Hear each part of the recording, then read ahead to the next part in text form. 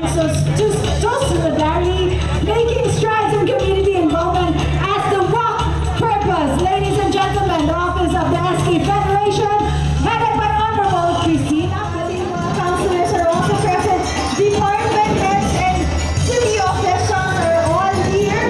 Alam magpakita o suporta alam sa selebrasyon sa Charter Anniversary sa Ciudad sa Davao. And right now, we now welcome the Interface Computer College Incorporated.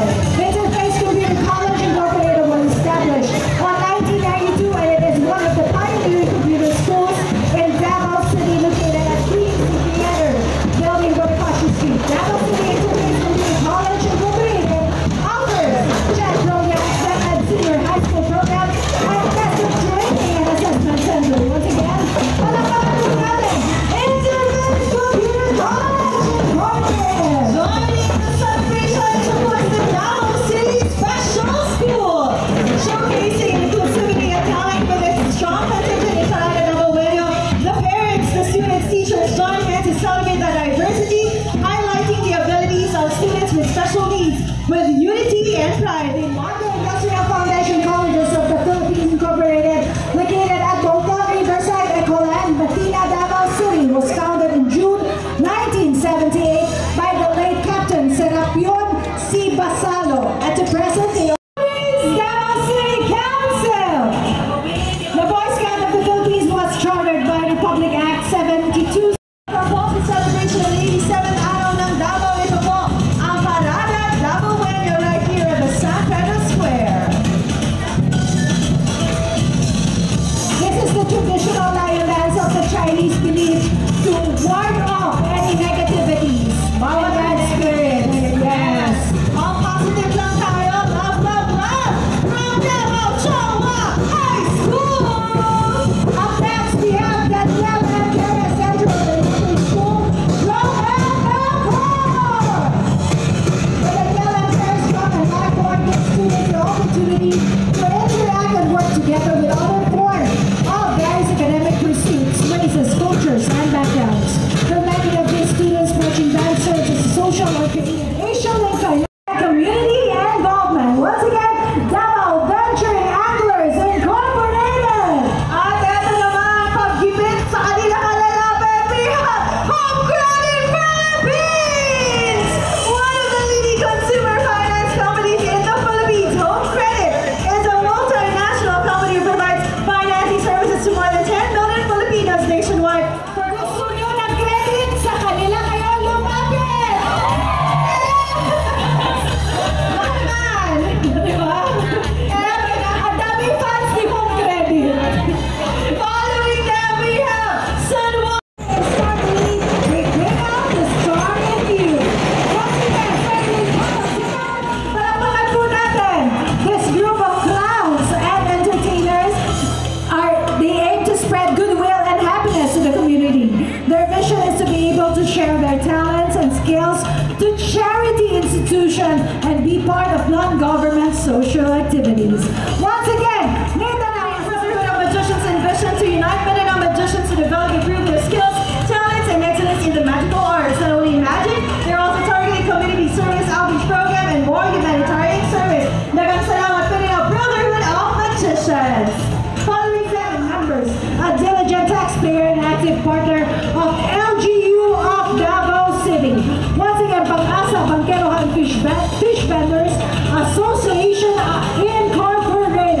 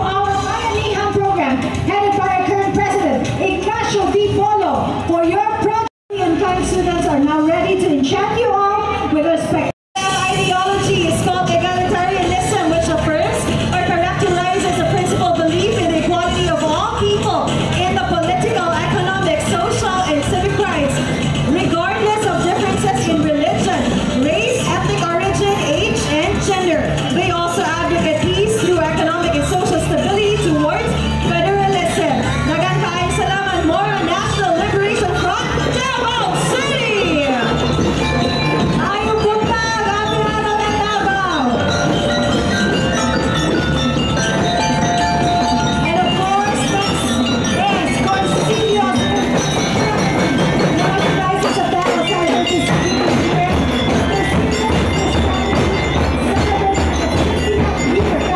Garcia Abdal! Ang grupo sa mga gentleman daw din sila.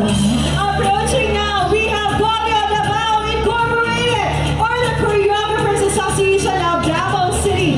The association of all choreographers in Davao City in different genres such as hip-hop, cheer dance, cultural, and festival. The dance maker, dance engineers, dance scientists, the United Performing Artists of Davao City, Choreo Davao Incorporated!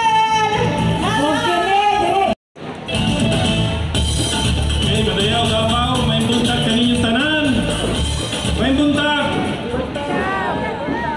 My greetings to our Honorable Mayor Sebastian Baste Duterte, the 3 congressmen of Davao City, Congressman Pulong Duterte in the 1st District, Congressman Vince Garcia in the 2nd District, Congressman Sid Unga for the 3rd District, ang akong mga kauban sa konseho, the department heads, our security clusters, the diplomatic corps, and tanan na naadiri ron, the backbone of this city, the backbone of Davao City, ang Davaoenyo. May buntag kaninyo sa tanan na naadiri para mutanaw sa parade, sa Facebook Live ta, sa tanan ni tanaw sa Facebook Live.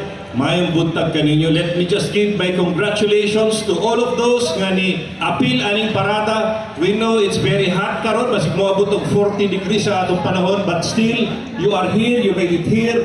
And ma-showcase ninyo ang inyong mga And now, this is the last day of the Araw ng Davao. Akong i-congratulate ang atong committee and all who are behind this very successful celebration of the Araw ng Davao. 87 years na po ang Araw ng Davao, still going strong. And the theme for today's Araw ng Davao, let us not forget, Davaoenyo Disiplinado! And we will show the entire country that we are correct and we are here to stay. United in the face of disaster, they strive for a future where every individual empowered with knowledge and assistance can overcome adversities and contribute to building a safer, more prepared society. Pagpaka na to ang Davao Disaster Assistance sa atong mga mutya ng Davao delegates. Again, they started from 30 amongst other 80 plus na nag-screen, and that's right.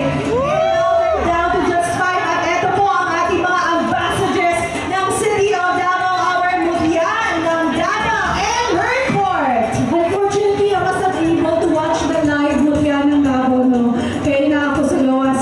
But then I watched it via Facebook. Wala Airplane, Click, PCX, Honda Scooters, Rider. Your first time, and welcome to the Parada Davaoenyo 2024. Up next, we have one of the pride of Davao City, DCTCR of Davao City Traffic Community Responder Philippines Incorporated.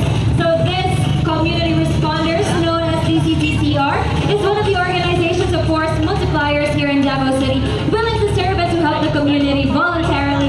And Of course, this is a really nice opportunity, no? We want to welcome again and acknowledge the presence of our Madam Vice President, Sara Duterte, taking a photo right now with the constituents of Davao City, with all the Davaoenyos present here in San Pedro Square. And of course, again, this is Parada Davaoenyo 2024, the culmination of the activities